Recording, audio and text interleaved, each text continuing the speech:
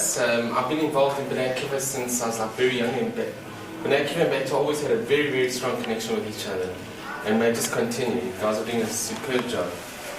Okay, just before we start, I must mention that this talk is not in any way at all aimed at defaming or degrading or in any way insulting Christianity at all. Not one bit, okay? I'm going to tell you why we're doing this talk, and you'll judge for yourselves. But I must just say from the outset that we have no intention whatsoever of putting down Christianity one bit. Okay. In the last 19 years, and since the breakup of the Beatles, I don't know if you remember the Beatles, maybe you were too young for the time. I do remember. But since the Beatles broke up, more people in the last 19 years have voluntarily converted to Christianity than in the last 19 centuries. It's like quite a heavy statistic, okay? The last 19 years, more Jews have voluntarily converted to Christianity than in the last 1900 years. According to Moti Berger from Asia Torah in Jerusalem, he says that there are more Jews involved in Jews for Jesus than all the guys sitting in yeshivas throughout the world. Very frightening thing there. And according to a Christian magazine, Chrisisma, in the 1987 edition, they say that there are over 100,000 Jews for Jesus in the United States alone. Okay.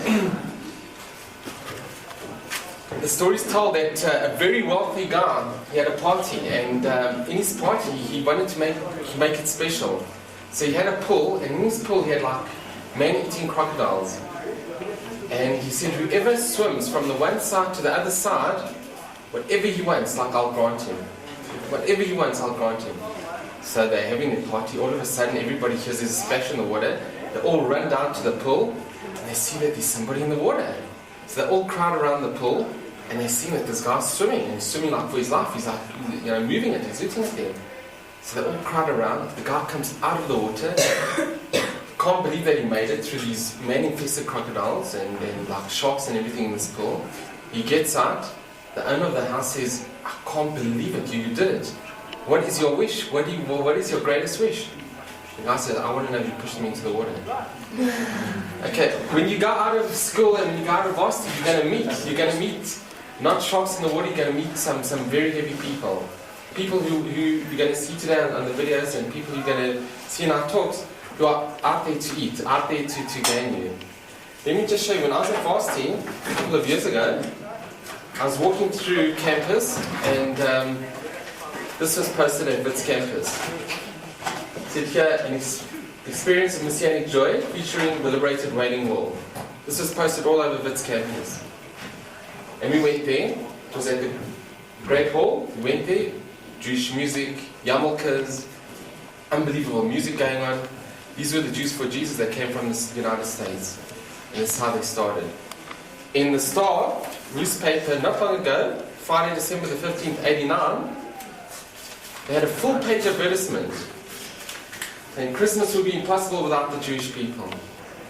Full-page advertisement. Now, if you put a little insertion into the Star, just like about a mazel tov that someone had a kid or something, that's a couple of $100. This alone runs into the tens of thousands of rands. And this was in the Star newspaper. Again in the Star, they had also, like the same year, in Hebrew. This was targeted to the Israelis living in this country, the other 20,000, about the Mashiach, Yeshua Mashiach, in the Star. This is the heavy part. The Jews for Jesus, what they do now is that they've changed their tactics, and they issue wonderful brochures. So if you walk in, or you get it in the post, something like this which says issues, it says nothing about Jews for Jesus, it says a Messianic Jewish perspective. Nothing about Jesus, no crosses. You turn over, it tells you about Jerusalem, about the shtetl. You read a bit further on, and they even go on about Pesach. Now in this issues of Pesach, in the middle they say that sure you can celebrate Pesach. Say, you know what the three matzahs stand for? You know you have the three matzahs? So they say it's simple. The three matzahs are the Father, the Son, and the Holy Ghost. And they go and say, and what about, why do we have the wine? They say the wine is the blood of Jesus. And even more, they say that we have 4 cups of wine. So what do the 4 cups of wine represent? The 4 Gospels. So this is in the Issues magazine it doesn't even say Jews for Jesus, but this is their magazine. And you go on a bit further, they say, it's from all over, like how to win the Jews. And it goes step by step from what you should do, your tactic, which verse you must use, how to actually win the Jews. And then here's even more. These are all from South Africans, these that we're showing you now. This is the good news. This is done from a Reverend, a Sullivan. They show you Old and New Jerusalem. And you open it up and it's got about the New Testament and about Jesus. And this is one which comes from Bloemfontein, which says Shalom. Okay, it's frightening, isn't it? When you read like Time Magazine, Jewish News, Newsweek, you open it up and then here's one again. Sure, I'm Jewish and I celebrate Christmas. And they give you a whole introduction to this chap, misquoting the verses, but how he celebrates Christmas. Okay, we're going to start off now with a video of, we managed to get it, Daryl and I went to Birmingham in the UK, in England, about 2.5 years back. And we're going to show you how it actually operates in the UK, in England, and then we'll show you how it actually operates in this country. Okay, any questions that we're going to do is just keep your questions, feel very relaxed and interrupt at any time, but we're going to have a question session at the end, and really you must feel very relaxed. As I said, and I want you to really realize that this talk is aimed only at Jews. We have never given this talk to non-Jews. Our aim has never been to tell non-Jews that they're wrong. That's not our aim at all. Our aim is to keep Jews Jewish, and we'll see why it's so important.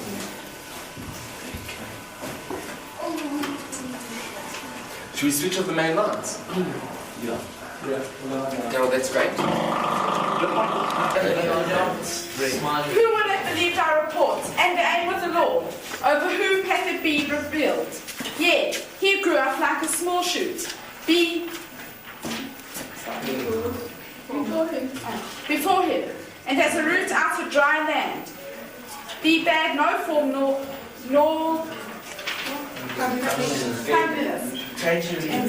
No, she's doing well. She's doing well. So that we should look at him, and no countenance, so that we should desire him.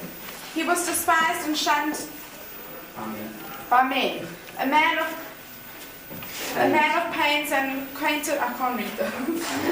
No, continue. You're doing well. You're doing well. And acquainted with disease, and as one who did his face from us, only our diseases did he bear himself, and our pains had carried.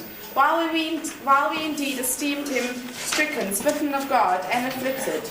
Yet he was wounded for our transgressions, he was bruised for our iniquities. The chastisement for our peace was upon him, and through his bruises was healing granted to us. We all like sheep went astray, and every one to his own way did he return. And the Lord laid before him the guilt of us all. He was oppressed, and he was also taunted, yet he opened not his mouth, like the lamb which is led to the slaughter, and like a ewe before her shearers is dumb. And he opened out his mouth through oppression, and through judicial punishment was he taken away. But his generation, who could tell that he was cut away out of the land of life? For the transgressions of my people, the plague was laid on him, and he let his grave be made with the wicked, and with the rich at his death. Although he had done no violence, and there was no deceit in his mouth, but the Lord was pleased to crush him through disease. When his soul hath brought the trespass offering, then shall he see seed.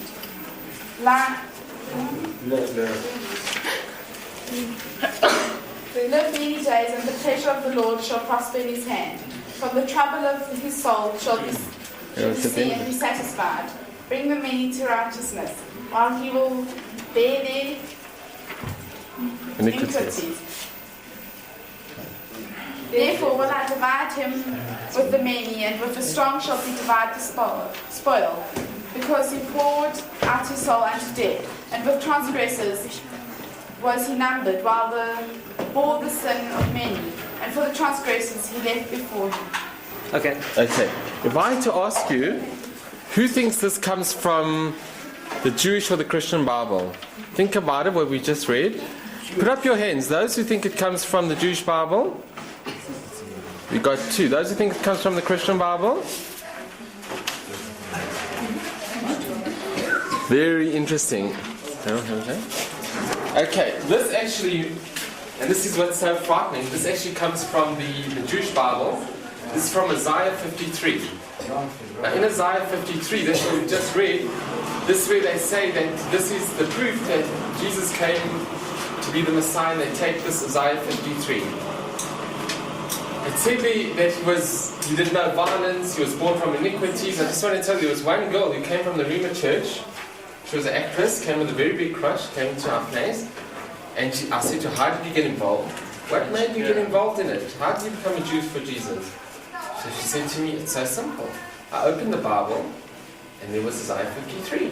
They showed me Isaiah 53. And who else could it be talking about if it's not talking about Jesus? Okay, so you know what we did? I said, wait, let's have a look. So we looked into the New Testament. The New Testament is a Christian Bible. And we saw that is this really talking about Jesus? It said there that he went to the slaughter and he opened not his mouth. If you look in the New Testament, you'll see that when he was put on the cross, not only didn't he open his mouth, but he shouted in a loud voice, Eloi, Eloi, lama sabachthani. It's my God, why have you forsaken me? When he came to Pontius Pilate, he wasn't quiet, he opened his mouth. But more important than that, in Isaiah 53, it says he did no violence. Okay? Now, all you have to do is just open a bit of the New Testament and you'll see Matthew, the very first book of the Gospel is called Matthew. In Matthew 10:34, Jesus himself says something which most Christians don't even know. And especially the Jews for Jesus don't even know. He says, I have not come to bring peace, but a sword. It's heavy stuff, eh? I have not come to bring peace, but a sword. Now I've come to turn a father against the son, and a mother against the daughters. In Luke, which is another gospel, Jesus says again, I've not come to bring peace but a sword. He says, if you do not hate your family, you're not worthy of me. Now, just to tell you how important this is, a young guy, a university student, he was shown these verses from the New Testament where it said, I've come to bring a father against the son. He said, come with us. Who do you prefer? Who do you like better? Your father or Jesus? So he decided, he says, well, at this moment in time I like Jesus better. So he left home. And for 3 days he just went, he was missing. Parents didn't know where he was, and they took it from the New Testament. So whenever they show you Isaiah 53, if you read the whole Bible, and they'll take out verses. If ever you come across a missionary, be very careful because they're very cunning. They'll take out certain verses. If you only look a few chapters back in Isaiah 49, verse 3, it says, my servant Israel. And which other nation has suffered so much as according to this? And even if they say, well, maybe it's talking about a person, Isaiah himself, Jeremiah themselves, they were killed, they were put through all this, and they were good people. So don't ever be fooled. Always read the whole of the verse, the whole of the chapter, and you'll see it's not at all. And even if you look a bit into the New Testament, it says, but nothing. There is no, but this we'll discuss a bit later. Okay, now, is the video working? Okay, now we're going to have somebody, until we get the video working, somebody, you're a little privileged to have somebody who's actually been there, who was once enticed into the Jews for Jesus, and we're very lucky to have him speaking to us today. And I call on Daryl Kruger, he's going to address you. And if you have any questions, just keep them and we're going to discuss them afterwards, okay?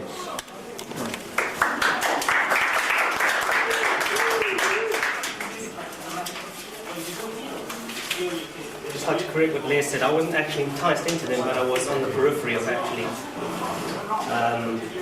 making some very heavy decisions in my life, which wrote to turn. Just to give you some background about myself, I came from a totally secular background. Secular in the sense about the closest I ever came to any form of religion, being Jewish. So my mother used to light the candles on a Friday night. Had a mitzvah, and that was about it. Hated every moment of it. I left. After university, well, there were a couple of Meshuggahs in university, a couple of, missionaries, but I never really paid any much attention to them myself.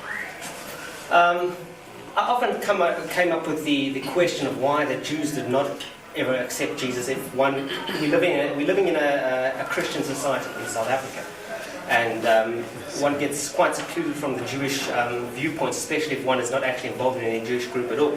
So the question often used to sort of, cross my path is, why didn't the Jews accept him? If he was meant to be Jewish, he was meant to lead, and look what's happening in the world today. I mean, most of the world are Christian anyway. Well, there's about 100 or something. So what happened was, I'd say the question really came to a head at the turn of my interimship. That's just after I'd finished university. I was working for a group of architects, and a very, very good architect who I knew was Jewish, who went to King David, in fact, happened to be working there at the time. And I started talking to him. The next thing I found out that he, in fact, had become a Rima dreamer, as they called in those days. And he had married a goy, and she was pregnant. So I thought, okay, let's ask him a couple of questions. And, I had a couple of arguments with J witnesses who come to the door, but, they're not really easy to refute. All you have to do is bang the door in their face and they go away. But what happened was, with Leonard, was a different thing, because I wanted to know. This is somebody who's fluent in Hebrew, somebody who I knew was a very intelligent guy. I'm going to change names just to protect people. His name, for the sake of it, was called Leonard, okay? I asked Leonard quite simply, what's going on? How's this possible? You, a Jewish boy who can speak Hebrew, went to King David. How do you get it? He says, the Jews don't know God. And I said, what do you mean the Jews don't know God? The Jews don't really know who God is.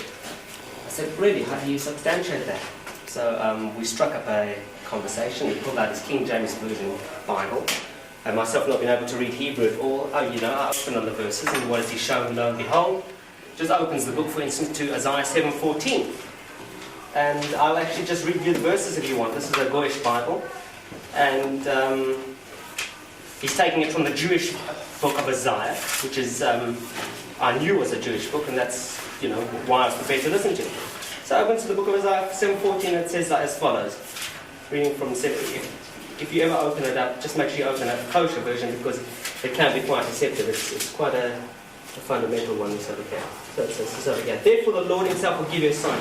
Behold, the virgin shall conceive and bear a son and call his name Emmanuel. So, well, what's going on? This is from the Jewish Bible. Talking about a virgin with Emmanuel. And so I thought, okay, that's one of them. But there were a lot more. As you just read Isaiah 53. These are things I actually cared about. I've never cared about religion in my life, but these things really mattered to me. And there was also one in Zechariah which talks about the Jews will one day look upon him who they have pierced, and they shall mourn for him. There will be great mourning in Jerusalem. Psalm 22, they pierced my hands and my feet. There's a whole lot of them. We can actually give you sources if you want. And this really got me going, and I started reading and reading and reading more and more. My wife at the time thought I'd gone totally haywire, and I started running around with the Bible and reading. So at work, we didn't work that much. We'd be having biblical discussions. And what happened was, slowly but surely, I began to think that the Jews had lost it. They'd lost it. They'd taken the wrong path. And Leonard himself invited me to one of their meetings, which was a small group held in Berea. And what happened was, he had a guy by the name of Bruce, who was a Jew, and he really knew about the stuff. He could read Hebrew, and he knew exactly what was going on. And I felt a little bit awkward, but I thought, if I'm doing the main thing, which is actually the correct thing to do, and if my own people, the Jews, had gone off the rails, Holocaust happened, they were being slaughtered like lambs, and they were paying the price for not accepting the Messiah. So I thought, I've got to see this. My wife thought we used to have, it was a very traumatic part of our lives, and basically I wouldn't say she was contemplating leaving me or anything, but it really was, the road got very bumpy. This happened in, I'd say, a duration of about 3 months, and in that time I went to places. I went to Rima once. I felt awkward. There was another one, some Lebanese guy came to speak in Nazareth, and I'm not joking, you have about, say, 10,000 people, with people going up to be healed, and they'd lay hands, the person would fall back, and the person would take his crutches and throw it out. These are very things which actually happen before your eyes. People are seeing miracles. You're going to shul, it's a totally different setup altogether. And, I wouldn't say that I'd actually come to accept it, but I'd say it came to the end of the precipice where it really was at a crossroads in my life. Just what was quite important at the same time was that I knew that, I believed and I knew that whatever was in the Tanakh, the Old Testament, had to be true, and anything which went against that was not true. But there was still that question of why didn't the Jews accept him? What was going on? So what happened was I went to more of their meetings and I started asking more and more questions. And fortunately at my wife's firm there was somebody by the name of Bradley who heard what had happened to me, and he brought in a tape of Aisha Torah. I brought Bruce to my place that night and we sat and firstly Bruce confronted Bradley. Bradley's a fruit guy wearing a yarmulke, and Bruce started asking questions to Bradley, and Bradley had egg on his face, couldn't answer. In fact, Bradley said, when Bruce said to him, have you read what it says in Daniel 9 verse 25 about the crucifixion, cutting off the Messiah and the destruction of the temple of Daniel? All what Bradley could say is, excuse my ignorance, is Daniel from the Newer Old Testament, and myself as an observer, as Jews, I mean, we really don't know anything. I mean, we're quite a bunch of idiots, aren't we, the Jewish people? So I said, listen to this tape and we'll take them. I listened very carefully. And the tape went right through everything, right from every verse. Jeremiah 31:31, where it talks about a new covenant, what the refutation was. And I heard all these repetitions, and I started to... Fortunately, I was taping the tape at the same time. And what happened was we went through the whole thing. Bruce was writing furiously, and I was saying, what's going on now? Because I'm starting to hear the other side of the whole thing. And at the end of the night, Bruce says, well, I can refute all of that. So we left it at that. We didn't have time. It was like 2 o'clock in the morning. And what happened was Bruce gave me refutations, because there are a lot of refutations, and they, basically Christianity is the dark side of Judaism. Most of their stuff, which we think is alien to Judaism, is either crept in from Talmudic sources or from Agorim or something like that. But what happened was I went through this continual turnover. Where do we take it? Where from here? And I was, going crazy. So what I did was they kept telling me, pray to God and ask Him to reveal to you who is Yeshua, who is Jesus.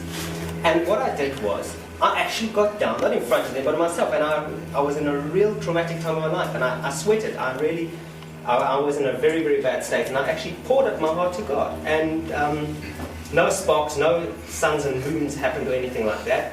But what happened was, they phoned me from another Jewish institution and said, we've got somebody else to meet you, which was Les over here.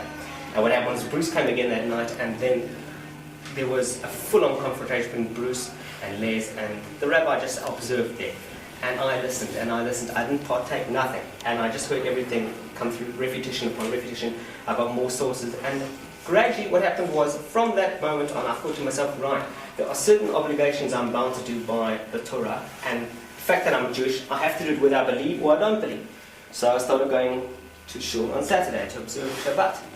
And what happened was like a totally different thing, because when I came from, I'd say, United Synagogue, well, that's English, I'd say, or normal secular sort of place. I don't want to mention any places, but you don't get that kind of feeling. Here there was people who were really vibrant, who were really into what they were doing. And one could actually pick up a lot of things. And as like I was reading, we were reading Hallel. That talks about the cornerstone that the builders rejected, which is a Christian verse that they use. So I actually see how things began to slot in further and further. And what happened was, I didn't stop there. Although I realized things were actually turning around in my life. The table was starting to turn. I could say, pray again to God, pray to Him. So I did. And without actually revelations happening, more and more I was led back into my own fold, and I started to observe more and more. And actually, my wife wasn't at the time before we actually moved to London. My work took me to London for 3 years, but in London she started actually coming within the Jewish part. Leonard, in the meanwhile, I thought was a lost case, because Leonard, in fact, was married. He gave birth to a child. He called the child Emmanuel, which is from Isaiah 7 verse 14, which means God is with us. I'll tell you about Leonard later on. So what happened was, I reached a point where, till this day, I haven't stopped actually reading comparative literature between Judaism and Christianity. This thing will stay with me, because I've generated in another direction now. But finding more and more my own feet in my own religion was what I was about. And eventually we left to go to London, and we went to a very frum area, which is called Golders Green. I don't know if any of you have been there. But immediately I asked the question, is there any sort of missionary movement towards the Jews? And yes, there was. There was actually a messianic, I haven't got the pamphlet, messianic synagogue there in Bridge Lane, read by a Rabbi Chuck, in inverted commas, Snow. That was his surname. And what happened was, I went to meet Chuck Snow, and Chuck Snow looked like he'd come out from ZZ Top with a beard down to there, with a yarmulke, with tzitzis, and with a big golden sign across his chest, Yeshua, HaMashiach, and Magen David and everything else like that. And what happened was, we met with them a couple of times. I struck up friendships in London at Hyde Park Corner, which you'll actually see on the video over here. The Jews for Jesus go there every single Sunday, and one gets up and there's little tables, and you can just go and argue with whoever you want to. You can talk to them, the missionaries are Jews. But the actual part which gets to me is, one actually has a look and sees that their tracks, like Les was showing, how they've taken this whole Christian message. And actually, ironically, I never actually came to it that way. I came to it from a purely sort of Gentile Christian point, not the sort of koshed up version of people wearing yarmulkes and, you know, singing Shalom Aleichem with crucifixes and all sorts of things like that. It really made quite an impression. The other thing which was also very important is how they actually enticed me into this kind of thing was they make you feel that you've never had it so bad before. The fact that you may not be guilty, what is the difference between the Jewish message and the Christian message? It's very simple. And the Christian message is if you do not believe, you will roast in hell, which is emotional blackmail for anybody. That's the way they can't win converts by reason, they win them by fear. Now, I'd say I wasn't really rocked. You know, I was a little bit concerned about it naturally, but I mean, it goes in one step further than that. If a child was born, the doctrine is that he will go to hell as well. Why? Because Adam ate from the fruit and he sinned, and we've inherited the sinful fruit of Adam, and therefore if we die, even if you were one day, oh, you're going to hell, this is the doctrines of the Christians. I'm not running down Christianity like Les says as well. But anyway, I just thought it'd be quite important to actually embark on that point. The other points that they also try and make me feel, not so much these proof verses. Proof verses are one thing, but they try and make you feel that the Jews have really lost it. Like in Ezekiel, it talks about where you'll be scattered to the desert and you didn't listen to God. And basically, the Jews are such a stiff-necked, upper, tight-lipped nation, and basically they're into their own sort of thing. And we come from. They're basically saying, what's happened to the Jews over the last 2,000 years? You are paying for the price of what you did by not accepting your Messiah. These are arguments which I went into in London with people, back and forth, and especially like at Hyde Park Corner. But just to get to some points which are quite interesting, there is a group in London, at least in Jerusalem, called the Biblical Polemics Institute, which actually gives out a lot of literature, and that actually got hold of in London. We were distributing itself. By now, I'd actually turned to the field. I was actually learning about my own Yiddishkeit. What happened was this Rabbi Chuck Snow, when we were there, he actually put on a show, and lo and behold, who was on? Ellen Shapiro herself. And we went in there and we started taking photographs, and they got very upset. I actually went with a ger who was a very, very bright person and actually knew a lot of the verses.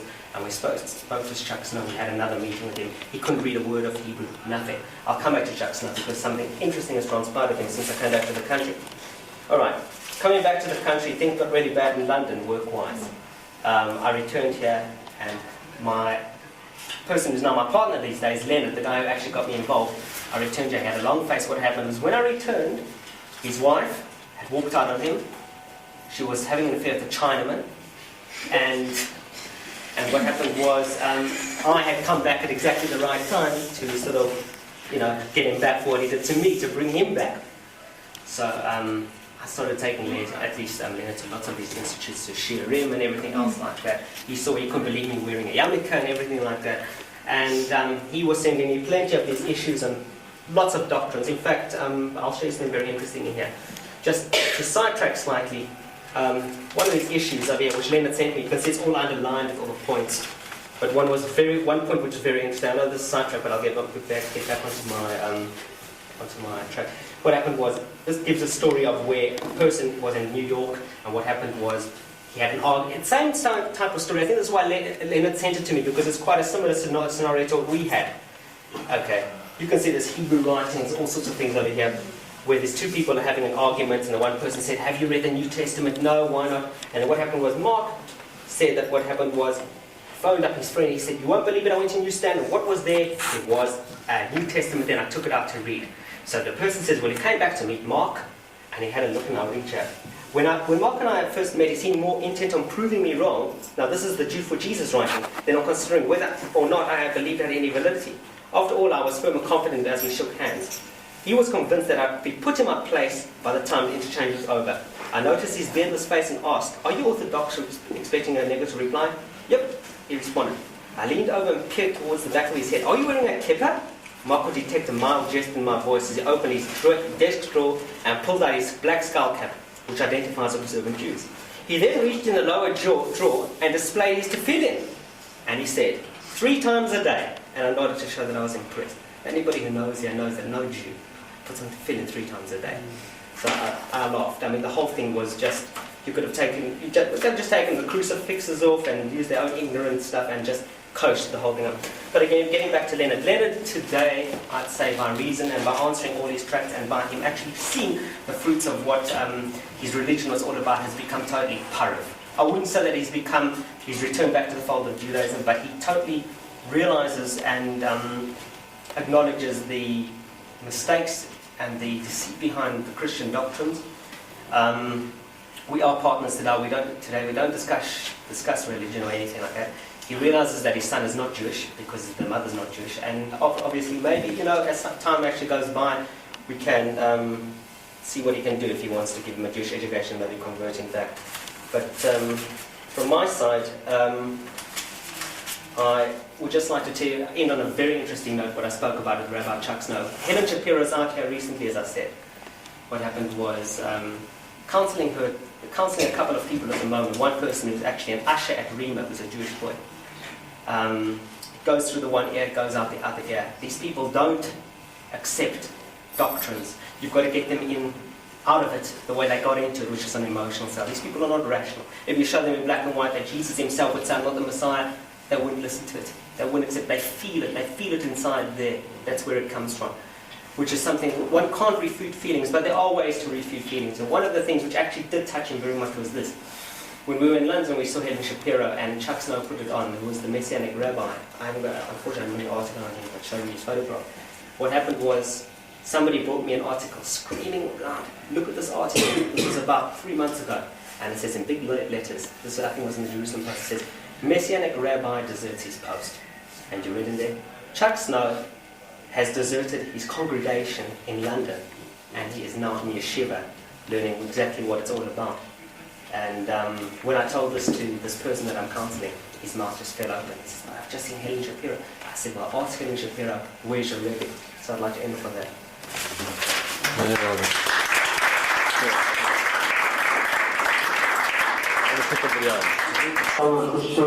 That's fine, we can just...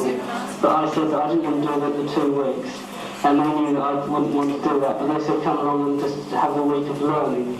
So I went along to that, and we'll teach you why they believe Jesus is the Messiah, all the prophecy that they believe Jesus has fulfilled. The pogroms, the inquisitions, these days their methods have changed, they become more humane. Instead of killing people's bodies, they kill their minds.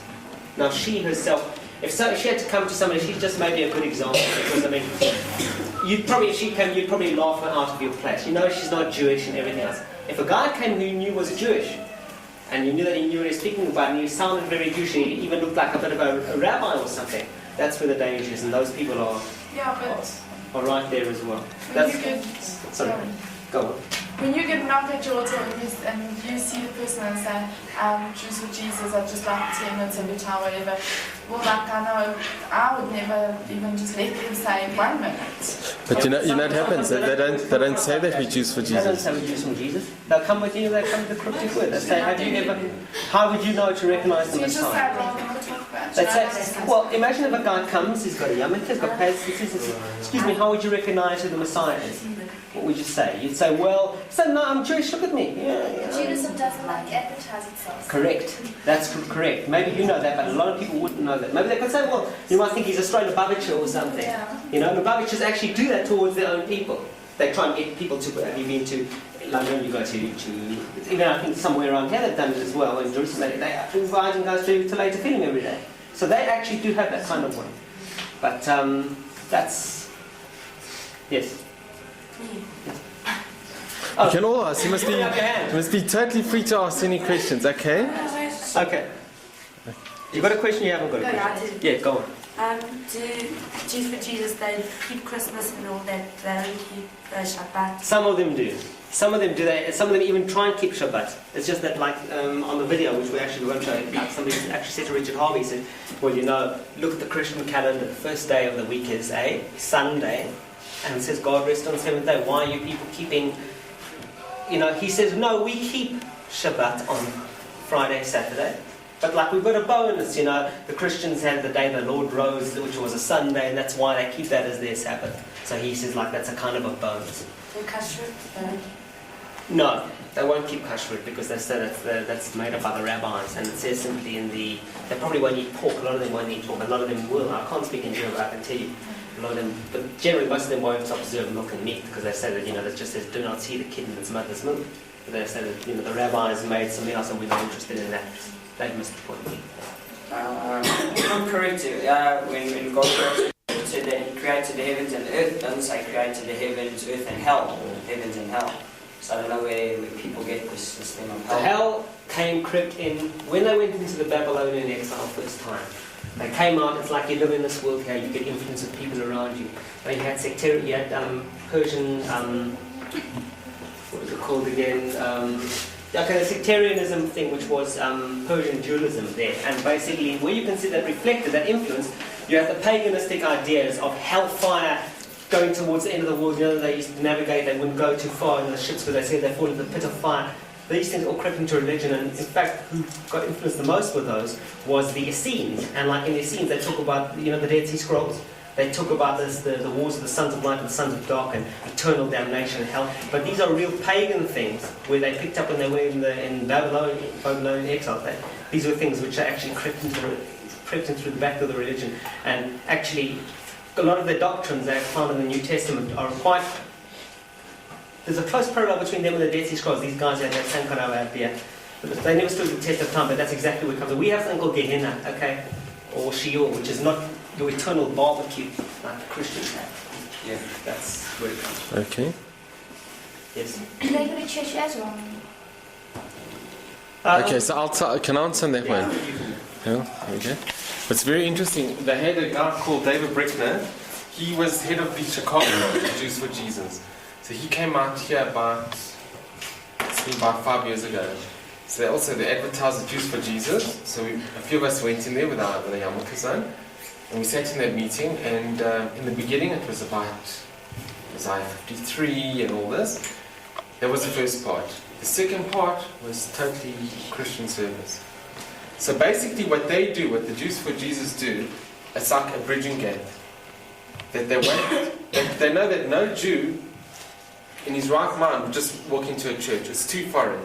It's something too strange. But if they become involved in like Jews for Jesus, so they will slowly show them the way, and slowly they will actually bridge the gap, and then they can go into the church. So they can feel initially that it's like a messianic meeting, but then eventually it becomes very Christian, and they marry a lot of non-Jews. And once they marry non-Jews, like what Daryl mentioned, it's very difficult to get them out. They're not impossible, but it's very difficult. Is that if someone from another religion is talking to you, right? Yeah. If you are headstrong, they will not break through that. If you are strong enough into your religion, then it's almost impossible for them to break through that. Unless they are absolutely so convincing that there's nothing you can do. They will never approach you with the New Testament. They will take the Hebrew Bible and I'll show you your own Bible. So therefore you can't ignore them. Whatever they're trying to show you, they're using your sources. And most of the times they know the sources better than most of you secular Jews know. And even a lot of the Frum Jews. But still, you can pick it up because they don't always come up. They are more like secular themselves. You've got to actually take it on yourself to defend your own religion. I mean, how would you feel good within yourself if some guy comes along and tells you more about your own Bible than you know? No ways. You want to refute it. I'd feel okay because I'm religion. It wouldn't bother me so long as he does not convert me to his religion. Yeah. Okay. Well, that's good if you can think of it. A lot of people actually would think, well, he's using my sources. He's taking something which is mine. With my grandparents is actually, using that against me, and I can't answer him. A lot of people would try, and when they go into that, then they come short. What you're doing is the correct approach. You don't talk to them. Can I say something on this? Yeah. I just want to mention something. Sorry, what's your name? Yeah. Very nice point you brought up there. I feel very, very similar to you in that way, and it's not only for religion; it's for everything really. If you look at Zionism, take Zionism for instance. Beitar has got an incredible ideology, something that I follow as well. I believe in that ideology totally. So when you read a book which is like anti-Zionistic, but you're very strong in your own Zionism, you can be open to read any book. Because you know Because you got the that like Hashem said in the very first thing that He created the world and He gave us the land of Israel. So you can read any book from any source whatsoever, and it doesn't worry me. So that's why when you read like O Jerusalem or things like that, and you read, don't ever be put off. There's one very interesting word. The Hebrew language is absolutely incredible. It was given by God, so it's got inherent holiness in it. The word emet. Have any of you actually ever thought about the word emet? What is the first letter of the word emet? What is the second? And the last? So where does it come from? Aleph is the very first letter of the alphabet. Mem is in the middle, and Taf is at the end. So it's like 3. It's like a 3-pine. It's so stable because it's the truth. The truth is the truth. And that's why you take all the religions, they might have bits of truth in it. They might take out little bits of truth. But the bottom line is, Hashem gave it to us. Yeah. He created the world. And I just want to leave you with one interesting thing. When people say, look, the Jews, they're all, they like to keep to themselves. They like to be separate. I was just very recently at a very unfortunate incident. I had to go to a funeral. And there were Muslims at that funeral, there were Hindus, and there were a lot of Jews.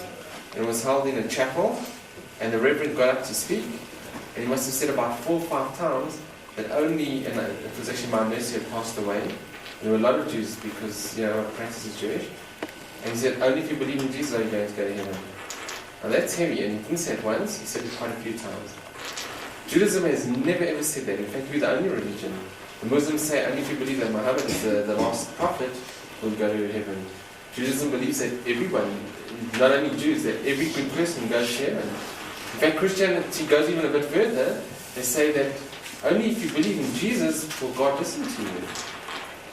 So you know what? You can, if you know this, you see, if you know what Judaism is, one doesn't have to be afraid at all. But on the other hand, if some missionary, like this guy, says, they are trained, you cannot believe, they go for like years training, they brainwash. So they come and they tell you and they show you verses and say you're not so strong, say you're not like you say somebody else who doesn't really know what's out. And they come and they confront them with the verses. My advice is say, hold on, say I'm Jewish, I'm proud of being Jewish, leave me alone. And I say to them, rather, it's so simple. I'll give you one little simple answer. When I was at Baragwanath working in Soweto, so the nurses used to come often to me and say, gee, why don't you believe in Jesus as the Messiah? It came to me quite often. So I'm getting enough of it. Every day he's saying the same things. So I said to them, it's a bit strange. I had, and this was quite a few years ago, I said, I had a few Afrikaans patients, very nice patients. They believe that Jesus is their Messiah. You believe that Jesus is your Messiah. But why do you hate each other? Why do you hate each other with such venom? If you both believe he's the same Messiah. How can it be? So sometimes you have to look the other way around. And that's so simple. That is the most simple thing. And at the Ramban, Nachmanides, the Ramban in Spain, 1263, he said when they were forced to have a talk, when they were forced to have a disputation, so he said, look how the world looks today. That was 1263. Look at all the fighting, look at all the world. What is the Messiah? And Daryl's going to just briefly tell you exactly what the Messiah is supposed to do. And then you'll realize that it hasn't happened yet. Okay? We'll answer, I promise you will answer. Me starting, but don't you think that just as he deserved to see the two sides of the story, don't you think we as Jewish young kids deserve to see what they have to say without just seeing the one side? Okay, so here I'll tell you. To see what they have to say, there are many books, tremendous amount of books, and it's a very interesting field. You can get the book called History of the Jews by Paul Johnson, a non-Jew. There's so many non-Jews who've written on Jewish history, incredible people. If you read, you see here, you brought up a very good thing. If you read a Bible, you can get this Bible, which is called the King James Version, or you can get the Good News Version. There are a whole lot of versions of the New Testament. Now, they quoted here, the Jews for Jesus, Isaiah 7:14, about the virgin birth. Have you all heard of the virgin birth? Have any of you heard that Mary was a virgin? Okay. In most of the new Christian Bibles, and this is, they've admitted, which is incredible, they've admitted that the word virgin, patula, but in the Hebrew the word is alma, doesn't mean a virgin. So if you open the correct Bible, the correct Christian Bible, and this is what we do, we show them the correct Bible. We show them a non-Jewish Bible, and we show them that, look what your own righteous people, they're good people. Don't get me wrong, the majority of the Christians are incredible today. We've got here, we'll show you on anti-Semitism, where you get professors of history admitting that the Holocaust could not have happened if not for Christian anti-Semitism. To make such a statement is unbelievable.